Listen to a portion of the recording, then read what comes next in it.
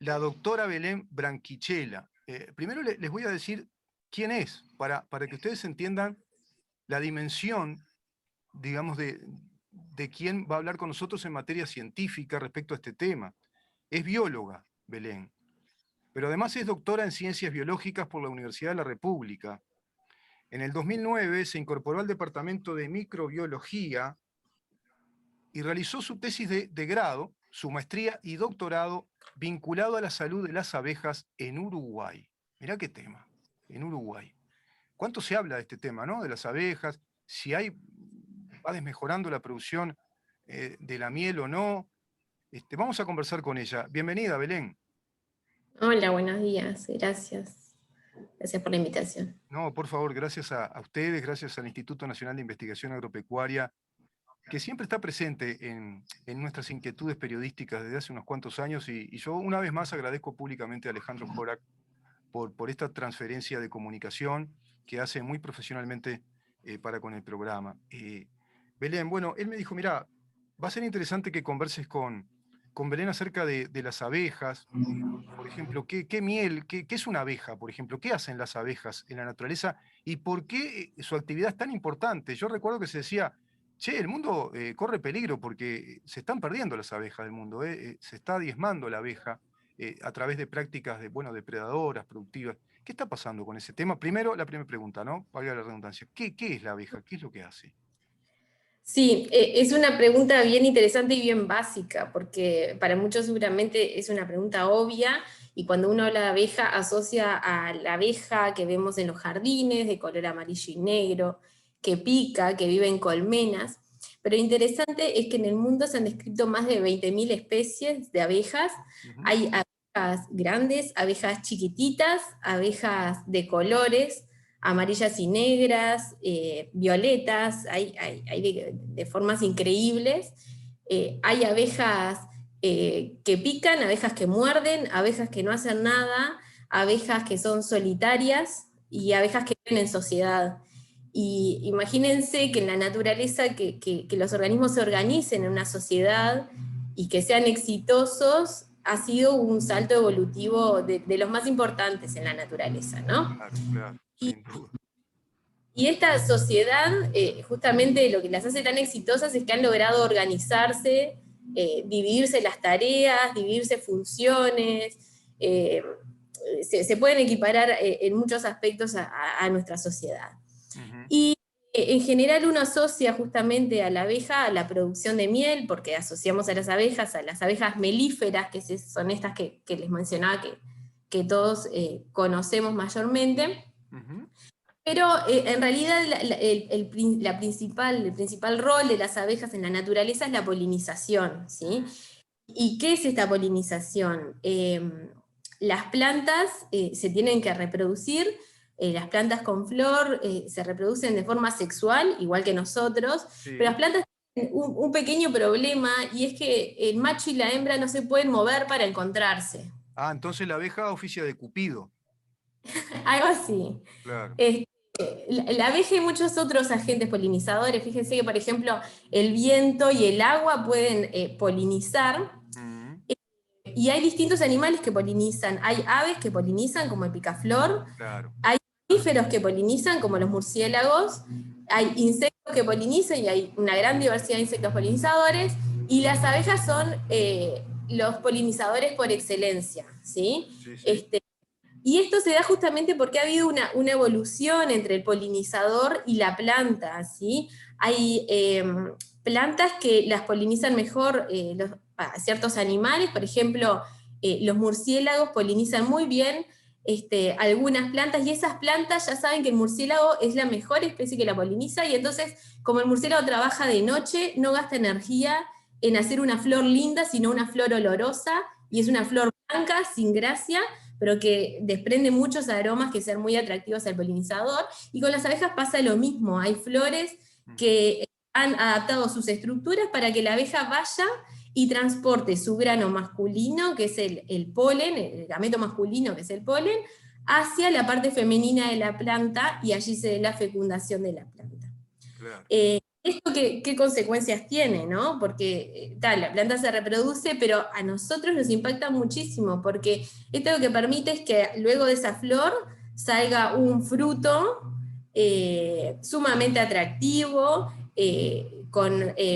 más gustoso, atractivo visualmente. Por ejemplo, seguramente ustedes se han visto a las manzanas, en algunos casos que es una manzana gorda de un lado y más flaquita del otro, y ahí lo que sucedió justamente es que la manzana tiene 5 óvulos, y en la parte más gordita, digamos, fueron los óvulos que se fecundaron por las abejas, y la parte más flaca, digamos, fueron los óvulos que no lograron fecundarse. Y eso a nivel de mercado tiene un fuerte impacto. Nosotros vamos a la verdulería y encontramos precio de la manzana a 40 pesos, y en general no es la manzana más atractiva, y una manzana a 95 pesos, ¿no?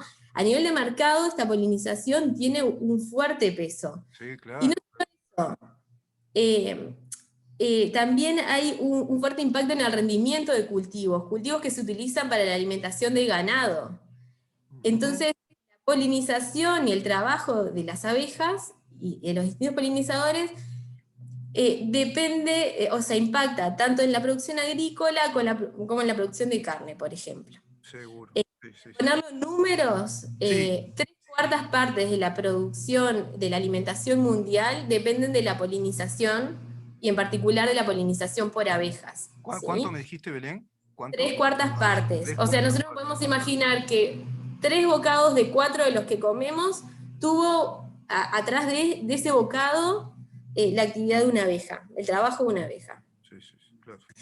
Y a nivel de plantas silvestres también, el 90% de las plantas silvestres son polinizadas por animales. ¿Sí? Son números muy altos.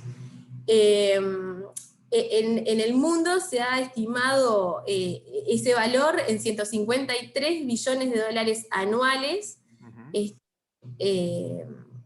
o sea, del total que sale la producción de alimentos, digamos. De la producción mundial de alimentos. Eso es por la polinización. Sí, ¿Cómo, perdón? De la producción mundial de alimentos, digamos.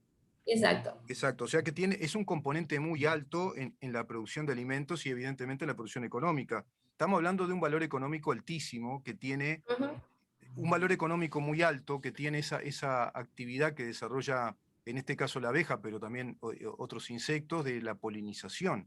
Es algo sumamente importante. Viene otra pregunta, Belén, respecto a esto, ¿no? Porque no todo es color de rosas.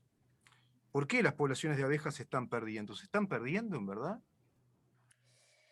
Bueno, sí, se está perdiendo. Es un tema que ha salido mucho en la prensa en el último tiempo.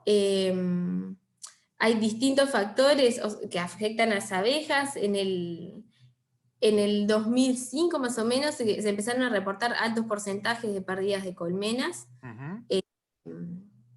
En el mundo, en Latinoamérica se pensaba que esto no pasaba, y en realidad una vez que se empezaron a estimar esas pérdidas de colmenas, se vio que en realidad sí, que se perdían las colmenas igual que en el resto del mundo. Se han reportado pérdidas de hasta el 50-60% de las colmenas anualmente.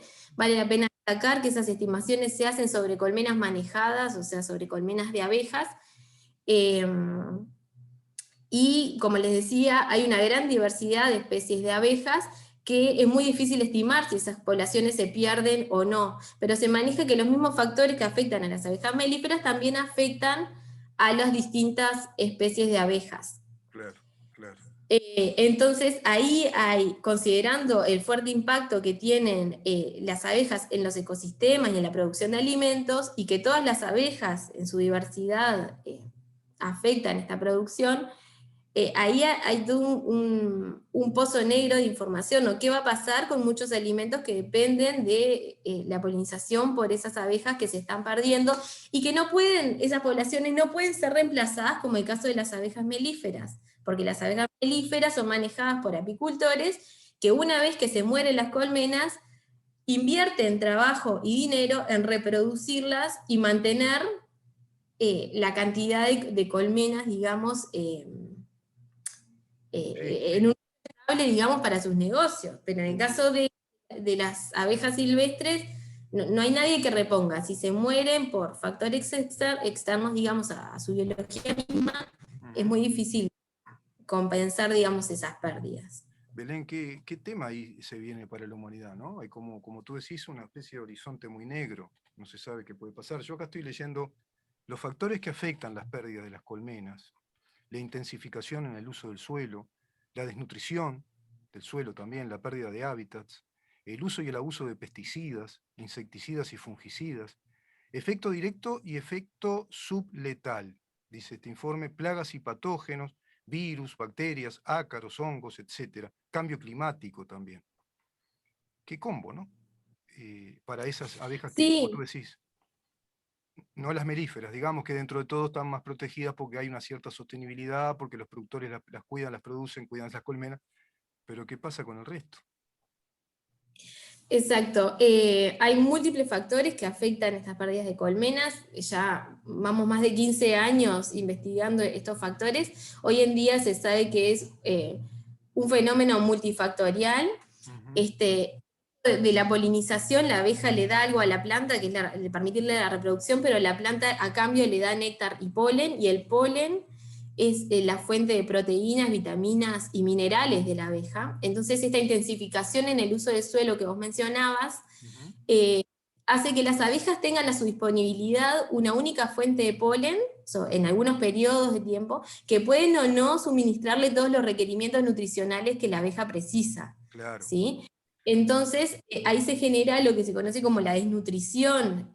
Imagínense que nosotros comiéramos todos los días pizza, que es algo Sí. que no es muy diverso, no tiene vitaminas, no, le pasa lo mismo. Carbohidratos, claro, claro. Sí, sí, sería Le una pasa dieta, exactamente lo mismo a la abeja. claro. Entonces, es lo que se conoce como desnutrición, y eso lo que le hace es que sea susceptible a un montón de otros factores, como por ejemplo la infección con plagas y patógenos, ¿no? Ahí vos mencionabas los distintos patógenos que pueden afectar a las abejas. Las abejas son sociales, viven todos, todos los individuos confinados en un mismo espacio, Ujú. Sí, y no sí, hay sí. tapabocas ahí. No hay Entonces, yo tapaboca y no hay politización de nada, pero a su vez lo que sí puede haber es desnutrición, por ejemplo. Eh, exacto, componente inmunológico bajo. exacto. Ujú. Componente biológico bajo, capacidad de, a ver, nosotros tenemos, y las abejas también, mecanismos de desintoxicación, digamos, Mm. pero si la abeja está deprimida, ya todos esos mecanismos recaen, ¿no? Claro. Y en general uno asocia a la intoxicación con pesticidas, a una muerte de la abeja, y es lo que espera, pero en realidad se ha visto que esos pesticidas, aún en pequeñas dosis y suministrado de forma continua, pueden afectar distintas variables, digamos, de la salud de las abejas y de su comportamiento. Les cuesta más volver al lugar, tienen menos capacidad de trabajo, disminuye la vida media, entonces quizás no se ve una despoblación abrupta, pero sí se van muriendo más de lo que deberían. Mm. Entonces, esto afecta, digamos, toda la biología del bichito. Además, vos decías a lo último el cambio climático. Imagínense que la abeja tiene una temperatura de trabajo óptima, Mm. mantiene la temperatura interna también dentro de la colmena, entonces los fríos extremos hacen que invierta más energía en mantener esa temperatura interna. Temperaturas muy altas no pueden trabajar en el campo, Claro. bueno, hay que hablar con vientos y lluvias. Entonces, todos estos factores, digamos, están afectando la rutina diaria, digamos, Sí, de la... los ciclos vitales de la abeja y todo el ecosistema, en definitiva, está afectando, Belén. Eh, Exacto. Es muy complejo también de estudiar, ¿no? Porque cuando no, hay claro. varios factores involucrados, Voy a ese tema, como para ir cerrando la nota, me parece, es un tema enorme, enorme. Yo incluso conversando con el ingeniero agrónomo César Vega, hablando de estos temas muy similares, que es la buena nutrición, por ejemplo, a nivel humano, como tú bien haces el parangón o la analogía entre la abeja y la sociedad humana, una sociedad humana mal alimentada tiene graves problemas para desarrollarse también, por temas muy similares, ¿no? ujú. El tema inmunológico, el tema de la energía, el tema de la desintoxicación, y ni qué hablar de, bueno, el ímpetu social, el ímpetu de desarrollo individual, todo eso se perdería con gente debilitada por una mala nutrición. que no esté balanceada. Y en este caso estamos viendo contigo lo mismo a nivel del tema de las abejas. ¿Qué investigación apícola hay en Uruguay? ¿Hay interinstitucionalidad, por ejemplo, en este Sí, tema? sí, sí, eso es muy bueno. En Uruguay somos pocos investigadores que trabajamos en investigación vinculada a la apicultura. Por suerte la mayoría nos llevamos muy bien Ujú. y, y hay investigadores vinculados a las abejas en distintas instituciones. Entonces la mayoría de los proyectos vinculados a la investigación en este tema están conformados por investigadores de distintas instituciones. Esto fortalece muchísimo porque lo que permite es que cada investigador aporte lo máximo, digamos, que tiene para aportar al tema. Claro. Y Uruguay en realidad en materia de investigación en apicultura es uno de los países de Latinoamérica que más se destaca, ¿sí? Es de los países más fuertes, digamos, Ah, mira. si bien México es de los más fuertes. Eh, Y, Además, también, perdón. no, dime. Sí, sí. No, que eso que te decía de ser un país un poco más pequeño, permite también estar un poco más cerca del sector, ¿no? Eh, Antes de la pandemia se organizaban jornadas en distintas partes del país, donde presentábamos los resultados y había cierto intercambio. En los ensayos más que nada de campo intentamos que se acerquen productores y que participen en los muestreos, que se interioricen un poco con el proceso con el método científico, digamos, y todo lo que implica responder a una pregunta Claro. este, a nivel de investigación. Y bueno, y en el caso particular de Iña tenemos como un fuerte, el fuerte, digamos, de Iña es justamente la posibilidad de trabajar, de hacer actividades en el campo. Te me adelantaste a la pregunta, porque te iba a decir como prácticamente la pregunta del estribo, diría yo, cerrando un poco la nota, pues se nos va el programa. INIA, ¿no? Específicamente, Instituto Nacional de Investigación Agropecuaria, ¿qué participación activa tiene en todas estas actividades? Y me viene, mira, Belén, un montón de preguntas que estaría bueno para una próxima nota. Por ejemplo, ¿cómo eso que tú nos diste ahora a modo de un avance prácticamente? ¿Cómo se trabaja con los apicultores? ¿Cómo ustedes tienen ese fenómeno de cercanía, entregando informes, estudios para que educar en un pensamiento más científico al productor, para manipular mejor sus colmenas? Mirá qué cantidad de renglones, ¿no? Bueno, ¿qué cursos hay para los apicultores? Si se forman como apicultores, si es necesario que lo hagan. Pero vamos a ir a esta pregunta primera como para cerrar la nota del día de hoy, si te parece bien, Belén, que es la participación de INIA en todo esto. Sí, Iña, en términos generales, de una forma u otra participa en la mayoría de los proyectos de investigación vinculados a abejas que se realizan en el país. Ujú.